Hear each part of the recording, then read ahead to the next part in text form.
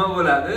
Yo, men ko'p gapirib onajonlarimiz ko'pchilik aytadi, bolam, ya'ni fotolampa oldim, lekin injiqlik qilyapti, yig'layapti, yotmayapti umuman deb aytadi. Mana shu videoni ko'ring, yechimini topasiz, xudo xolasa.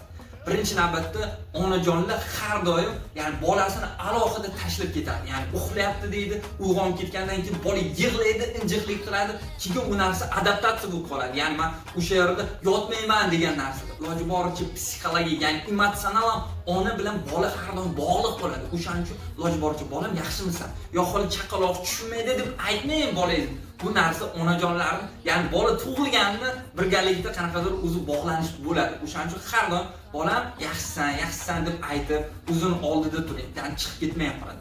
Ikkinchisi, iloji boricha, ya'ni tanasini faqat o'zini yopishga harakat qiling. Uyg'oq vaqtida boshini, ya'ni bosh qismini ochiq tursin. Ko'pchilik holatda shapkalar bilan yopib qo'yib, o'sha kuvves lampasiga tiqib qo'yishadi, lekin bu narsa faqatgina uyg'oq vaqtida qilinmaydi. Uxlagan vaqtida bemalol qilsangiz bo'ladi, chunki ko'zlarga zarar yetmasligi uchun bu narsa o'ylab topilgan.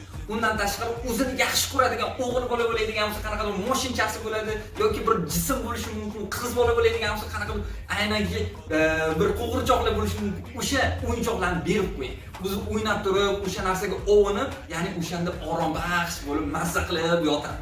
Bundan tashqari keyingisi bu o'zi yaxshi ko'radigan qanaqadir musiqa bo'lishi mumkin. Singli traktor, ya'ni bolajonlar hozir faqat singli traktorga eshitadi. O'sha narsalar bo'lishi mumkin yoki qanaqadir suralar bo'lishi mumkin. O'sha bolani orombaxsh bo'lib bemalol yotishiga, ya'ni dam olishiga ham sababchi bo'ladi.